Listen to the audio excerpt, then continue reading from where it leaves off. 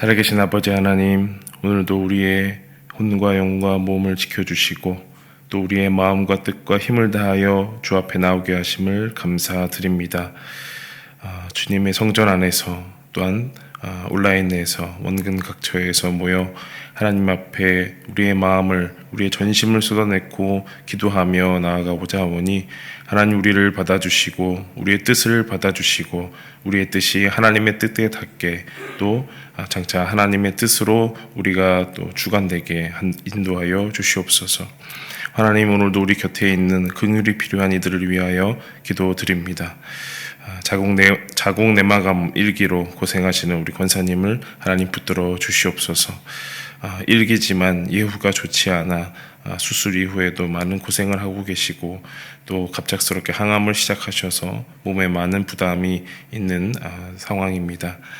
믿음이 있으시고 전국 소망이 있으셔서 두려움이 없다라고 하시지만 또 지켜보는 가족들, 특히 따님은 많이 마음이 무너지는 중에 있습니다.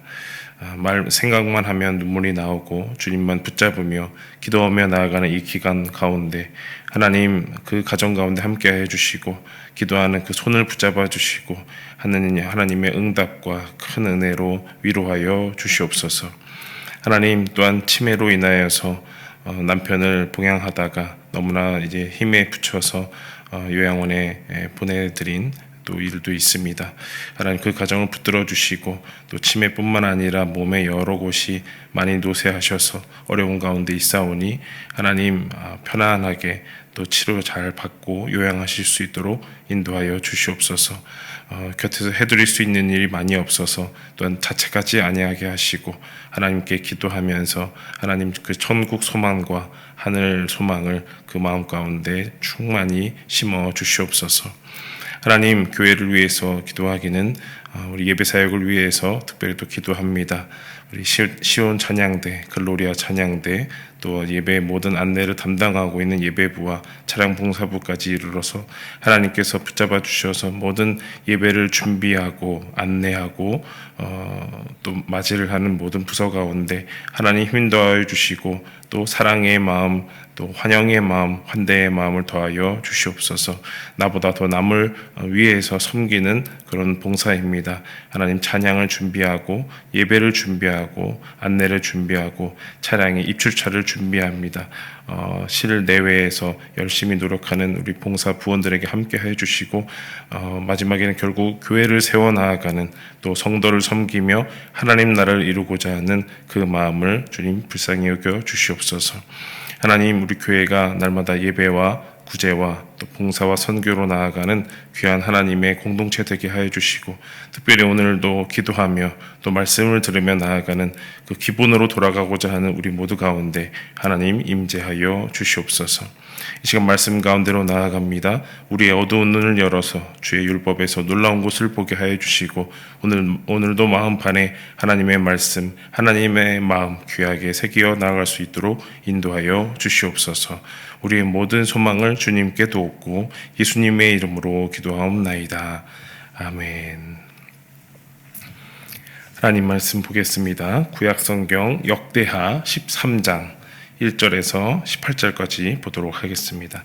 역대하 13장 1절에서 18절까지 교독하시고 18절은 함께 읽도록 하겠습니다. 여로보암 왕 18째 해에 아비야가 유다의 왕이 되고 예루살렘에서 3년 동안 다스리니라. 그의 어머니의 이름은 미가야요 기브아 사람 우리엘의 딸이더라. 아비야가 여로보암과 더불어 싸울세. 아비야는 싸움에 용감한 군사 40만 명을 택하여 싸움을 준비하였고 여로보암은 큰 용사 80만 명을 택하여 그와 대진한지라. 아비야가 에브라임 산 중 스마라임 산 위에 서서 이르되 여로보암과 이스라엘 무리들아 다 들으라. 이스라엘 하나님 여호와께서 소금 언약으로 이스라엘 나라를 영원히 다윗과 그의 자손에게 주신 것을 너희가 알 것 아니냐. 다윗의 아들 솔로몬의 신하 느밧의 아들 여로보암이 일어나 자기의 주를 배반하고 남봉꾼과 잡배가 모여 따름으로 스스로 강하게 되어 솔로몬의 아들 르호보암을 대적하였으나 그때에 르호보암이 어리고 마음이 연약하여 그들의 입을 능히 막지 못하였었느니라. 이제 너희가 또 다윗 자손의 손으로 다스리는 여호와의 나라를 대적하려 하는도다. 너희는 큰 무리요 또 여로보암이 너희를 위하여 신으로 만든 금송아지들이 너희와 함께 있도다. 너희가 아론 자손의 여호와의 제사장들과 레위 사람들을 쫓아내고 이방 백성들의 풍속을 따라 제사장을 삼지 아니하였느냐? 누구를 막론하고 어린 수송아지 한 마리와 순양 7마리를 끌고 와서 장립을 받고자 하는 자마다 허무한 신들의 제사장이 될 수 있도다. 우리에게는 여호와께서 우리 하나님이 되시니 우리가 그를 배반하지 아니하였고 여호와를 섬기는 제사장들이 있으니 아론의 자손이요 또 레위 사람들이 수종들어 매일 아침 저녁으로 여호와 앞에 번제를 드리며 분향하며 또 깨끗한 상에 진설병을 놓고 또 금 등잔대가 있어 그 등에 저녁마다 불을 켜나니 우리는 우리 하나님 여호와의 계명을 지키나 너희는 그를 배반하였느니라. 하나님이 우리와 함께 하사 우리의 머리가 되시고 그의 제사장들도 우리와 함께하여 전쟁의 나팔을 불어 너희를 공격하느니라. 이스라엘 자손들아 너희 조상들의 하나님 여호와와 싸우지 말라. 너희가 형통하지 못하리라. 여로보암이 유다의 뒤를 둘러 복병하였으므로 그 앞에는 이스라엘 사람들이 있고 그 뒤에는 복병이 있는지라. 유다 사람이 뒤를 돌아보고 자기 앞뒤에 적병으로 말미암아 여호와께 부르짖고 제사장들은 나팔을 부니라.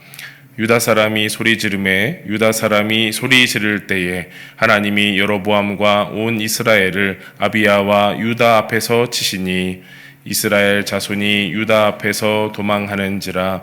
하나님이 그들의 손에 넘기셨으므로 아비야와 그의 백성이 크게 무찌르니 이스라엘이 택한 병사들이 죽임을 당하고 엎드러진 자들이 50만 명이었더라. 다 함께 그때에 이스라엘 자손이 항복하고 유다 자손이 이겼으니 이는 그들이 그들의 조상들의 하나님 여호와를 의지하였음이라.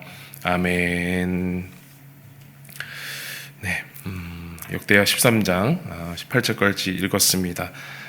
더 읽으면 이제 14장 1절까지가 오늘 매일 성경 묵상집에 나와 있는 본문인데요.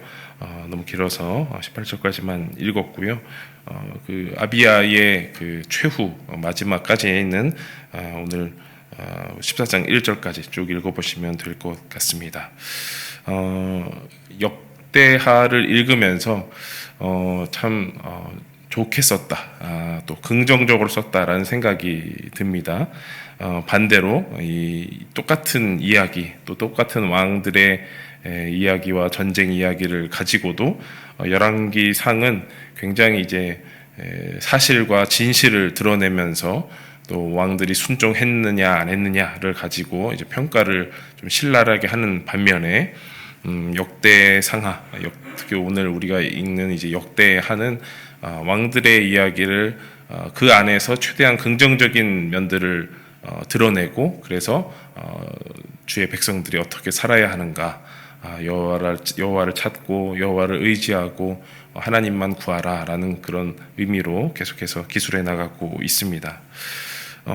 계속해서 전쟁은 이어지고 있습니다. 나라가 분열된 이후에 위로는 여로보암, 아래로는 르호보암, 이렇게 왕들이 등극한 이후로부터 계속해서 전쟁이 이어지고 있고, 르호보암 왕 다음에 이제 아비야라는 왕이 등극하게 됩니다. 비록 3년간 짧게 다스린 왕이지만 그 안에서 전쟁이 있었고 또 하나님의 뜻을 따라서 애썼다라고 기록되어 있는데, 열왕기상에 보면은 아주 짧은 기록만 나와 있습니다. 한 8절 정도로만 나와 있고 전쟁도 짧게 한 줄만 되어 있는 그런 왕이지만, 역대하에서는 굉장히 또 세부적으로 길게 또 우리에게 또 의미 있게 주시는 말씀이 있습니다. 아비야가 먼저 군대를 일으켜서 북이스라엘의 여로보암을 치려고 합니다. 누가 봐도 객관적인 전력은 북이스라엘이 굉장히 강하게 나오는데요. 아비야가 먼저 그 전쟁을 일으키고 또 선전포고를 하는 것에 비해서 병력이 그렇게 많지는 않습니다. 40만 명이 되고 북이스라엘 여로보암은 딱 2배인 80만 명으로 전쟁을 이제 치르려고 합니다. 객관적으로 봤을 때는 당연히 숫자가 2대 1이니까 여로보암이 굉장히 유리한 그런 측면이다라고 할 수가 있겠고, 왕위에 오른 지 얼마 되지도 않은 아비야이기 때문에 여로보암이 여러모로 이길 가능성이 높겠다 이렇게 볼 수가 있는 것이죠. 근데 오늘의 말씀을 계속 읽어보면 싸움을 시작하였고 싸움이 이제 하나님의 도움으로 끝났다 이렇게 볼 수 있지만 중간에 많은 설명들은 이 싸움과 전쟁하고는 아주 무관하게 흘러갑니다. 그래서 우리가 오늘의 전체 이야기를 보면은 전쟁의 그런 흐름이 되겠지만 사실적으로 그 알맹이를 보면은 전쟁하고는 사뭇 다른 것을 느낄 수가 있는 것이죠. 4절 5절 말씀을 한번 먼저 같이 읽어보도록 하겠습니다. 다 함께. 아비야가 에브라임 산 중 스마라임 산 위에 서서 이르되 여로보암과 이스라엘 무리들아 다 들으라. 이스라엘 하나님 여호와께서 소금 언약으로 이스라엘 나라를 영원히 다윗과 그의 자손에게 주신 것을 너희가 알 것 아니냐. 네. 아비야가 이제 왕이 스스로 높이 서서 이제 그 상대방 적진에게 소리를 치는 겁니다. 우리가 이길 수 있다. 너네는 질 것이다라는 그런 것을 얘기하는 것이 아니고요. 마치 전쟁터인데 연설하듯이 또한 설교하듯이 왕이 그렇게 소리치고 있는 겁니다. 특히 이제 소금 언약을 얘기를 하면서 하나님께서는 그 다윗 왕조를 남유다를 변치 않게 지켜주실 것이다라고 말을 하는데요. 이 소금 언약을 이제 히브리어로 보면요, 베리트 멜라흐라고 해요. 예, 베리트 멜라흐. 베리트는 이제 언약이라는 단어고요. 또 멜라흐는 말 그대로 소금입니다. 뭐 다른 의미는 없습니다. 말 그대로 소금 언약, 베리트 멜라흐라고 하는데요. 이 소금의 뭐 단어적인 다른 의미는 없지만 소금 자체의 이제 성질을 좀 보면 하나님의 언약이 어떤 성질을 갖고 있는가 우리가 엿볼 수 있겠습니다. 소금은 어떻습니까? 우리가 음식을 부패하지 않도록 많이 쓰고는 하죠.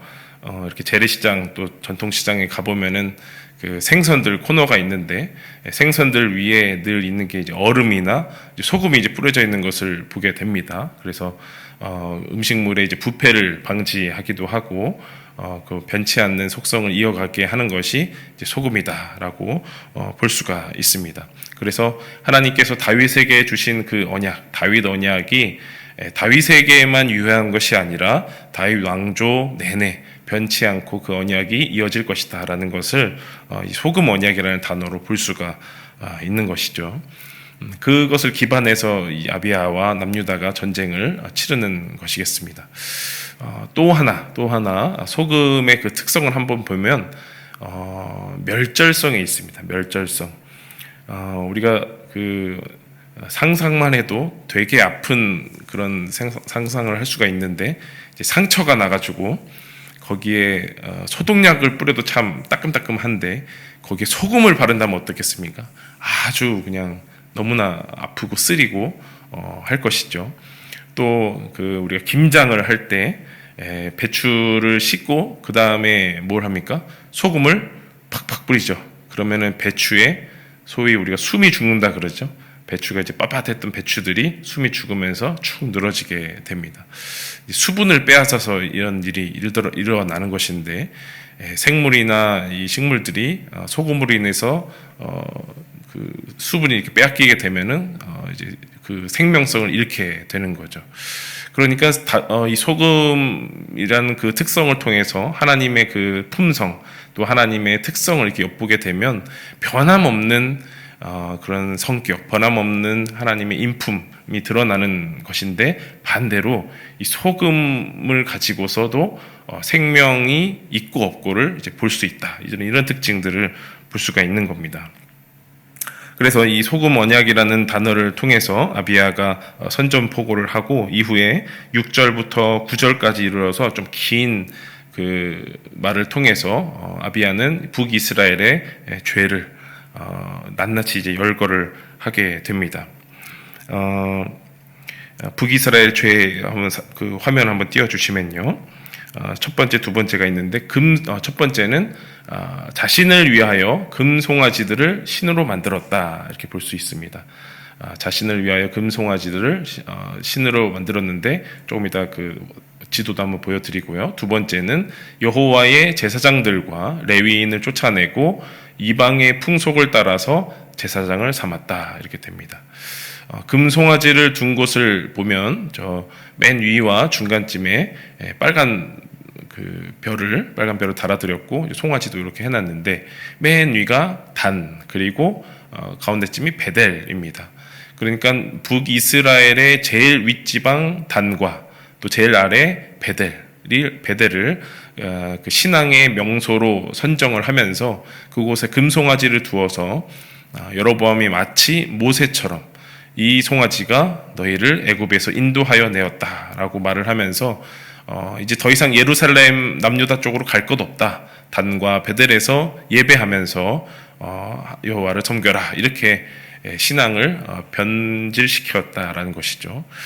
그리고 대부분의 제사장들이 남유다에 있기 때문에 단과 베델 그리고 곳곳마다 필요한 곳에 여호와의 제사장들을 다 쫓아내고 자신의 뜻에 맞는 그런 제사장들을 세웠다라고 되어 있습니다.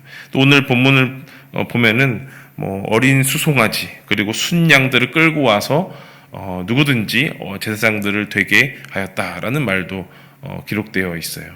그러니까 한마디로 예배와 신앙이 다 무너졌다 이렇게 볼 수가 있는 것입니다. 이것에 반대되어서 남유다는 아비야가 이끄는 남유다는 어떤 삶을 보였는지 10절, 11절 중간까지 한번 읽어드리겠습니다. 우리에게는 여호와께서 우리 하나님이 되시니 우리가 그를 배반하지 아니하였고 여호와를 섬기는 제사장들이 있으니 아론의 자손이요 또 레위 사람들이 수종들어 매일 아침 저녁으로 여호와 앞에 번제를 드리며 분향하며 또 깨끗한 상에 진설병을 놓고 쭉 이제 길게 나와 있습니다. 마치 출애굽기의 그런 예배의 본문처럼 또 레위기의 어떤 율법 본문과 같은 그런 말들을 쭉 열거하고 있는데 중요한 것은 지금 요 상황이 어떤 상황이냐면 전쟁 상황이라는 거예요. 전쟁 이제 시작, 전쟁의 선전포고가 계속해서 너희는 주님을 배반하였다. 우상을 세웠다. 제사장을 너희 맘대로 세웠다. 그런데 우리는 아침 저녁으로 예배를 드리며 진설병을 넣고 분향하고 있다. 이런 얘기들을 지금 하는 겁니다. 전쟁의 선전포고 시간에 말이죠.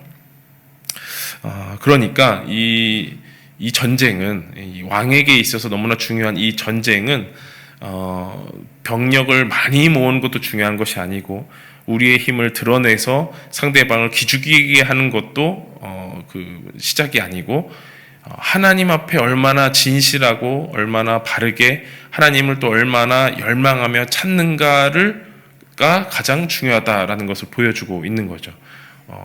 생명이 오고 가고 또 자칫 스스로도 멸망할 수 있는 중요한 이 전쟁에 하나님이 가장 중요하다, 핵심에 있다라는 것을 보여주고 있습니다. 그래서 이 전쟁은 북이스라엘의 길과 남유다의 길을 극명하게 보여주고 있습니다. 북이스라엘, 즉 여로보암의 길은 자기 중심의 신앙, 또 자기 중심의 예배라고 요약할 수 있겠습니다. 그리고 남유다, 다윗의 길은 하나님 중심의 신앙, 하나님 중심의 예배라고 정리할 수가 있겠어요. 자기 자신을 위해서 북이스라엘만을 위해서 단과 베델의 금송아지를 세우고 또 이방의 제사장들 이방의 풍습을 따라서 제사장들을 맘대로 세우는 나 중심의 신앙, 나의 나라를 이끌기 위해서 신앙을 만들고 예배를 만드는 그런 북이스라엘 모습과 또 남유다의 모습이 대조가 됩니다. 하나님만을 찾고 하나님의 그 소금 언약, 변치 않는 언약을 기억하면서 다윗의 길로 행하고 또 다윗의 집으로 사는 그런 왕들이 쭉 이어진다라는 것이죠. 전쟁에 있어서 중요한 것은 군대가 아니고 전쟁에 있어서 중요한 것, 삶과 죽음, 한 나라가 세워지고 망하는 것에 있어서 중요한 것은 예배다라고 정리할 수 있는 것입니다. 여러분의 가정 가운데 또 교회 가운데 또 우리 나라 가운데 무엇이 중요할까? 또 이런 어떤 산적한 문제들 이걸 어떻게 해결할까? 어떤 도움이 필요할까? 하나만 꼽을 수 있다면 예배, 하나님을 향한 신앙, 그거지 않을까 싶습니다. 우리의 많은 문제들이 있지만 시작과 끝을 알 수 없는 많은 문제들이 있지만 그 핵심 알맹이가 무엇일까 살펴본다면 바로 예배라고 할 수 있겠습니다. 또 그 예배가 나 중심으로 세워진 예배인가 아니면 하나님 중심으로 드려지는 예배인가 그것이 가장 중요하다라고 볼 수 있는 것이죠. 자, 이렇게 그 가장 중요한 알맹이를 하나님께 두며 하나님 중심의 신앙, 하나님 중심의 예배를 가지고 나아가는 남유다의 결말은 어떠했는가 17절, 18절 말씀으로 마무리를 해보겠습니다. 아비야와 그의 백성이 크게 무찌르니 이스라엘이 택한 병사들이 죽임을 당하고 엎드러진 자들이 50만 명이었더라. 40만 명 대 80만 명이 대결을 했는데 80만 명 절반 이상이 엎드려졌다라는 것이죠. 그때 이스라엘 자손이 항복하고 유다 자손이 이겼으니 이는 그들이 그들의 조상들의 하나님 여호와를 의지하였음이라. 17절부터만 보면은 아비야가 크게 이겼다 이렇게 나오지만 사실은 그 앞에 위를 보면 여호와께서 이스라엘을 치셨다 이렇게 되어 있습니다. 그래서 이 이후로 이제 여로보암도 죽고 많은 이스라엘 백성들이 북이스라엘이 엎드려진 것을 이제 보게 되는 거죠.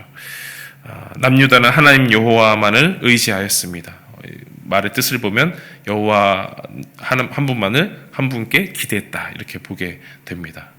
하나님께 기대는 그것이 전쟁이든 어떤 정치든 국내외의 모든 일이든 간에 하나님께 기대는 하나님만 바라고 하나님만 예배하는 그런 모습이 가장 중요하였다라고 보이게 됩니다. 그런 변치 않는 마음이 우리 가운데 필요합니다. 마치 소금처럼 하나님 주신 그 소금 언약처럼 변치 않는 마음이 우리에게도 필요한데요. 마지막 한 절만 한 문장만 우리 같이 읽어보고 그 마음으로 우리 기도하기를 원합니다. 다 함께 읽어보겠습니다. 시작. 소금처럼 변치 않는 하나님의 언약을 기억합시다. 소금처럼 우리 곁에 함께 계시는 그 주님만 의지하고 우리의 모든 인생의 대소사를 주님 앞에 맡기며 나아가는 저와 여러분 되기를 간절히 원합니다. 기도하겠습니다. 살아계신 아버지 하나님, 우리의 가운데 전쟁과 같은 일들이 있습니다. 인생의 대소사를 두고 하나님 앞에 내어놓으며 눈물로 호소로 부르짖으며 기도할 일들이 참으로 많습니다. 어떻게 시작해야 하는지 어떻게 진행하고 어떻게 마무리해야 하는지 알 수 없는 일들 속에서 우리는 늘 스트레스와 걱정과 고민 속에 살아갑니다. 그런데 오늘 말씀을 주시는 것은 그 핵심이 예배고 그 핵심이 하나님 중심의 신앙이라고 말씀해 주십니다. 늘 우리 가운데 계셔서 변치 않게 계시는 그 하나님의 언약, 하나님의 마음, 하나님의 뜻을 기억하며 오늘도 하나님을 향한 예배, 하나님 중심의 신앙을 잘 세워나가는 우리 노브트 덕소교회 모든 성도님 될 수 있도록 역사하여 주시옵소서. 우리의 모든 걸음 가운데 그 핵심과 알맹이가 하나님을 향한 하나님 중심의 귀한 신앙과 예배가 될 수 있도록 함께하여 주시옵소서. 그렇게 우리 가운데 늘 변치 않게 함께하시고 동행하실 주님을 찬양하옵고 예수님의 이름으로 기도하옵나이다. 아멘. 다 함께 변치 않는 주님을 향하여 기도하며 나아가시겠습니다.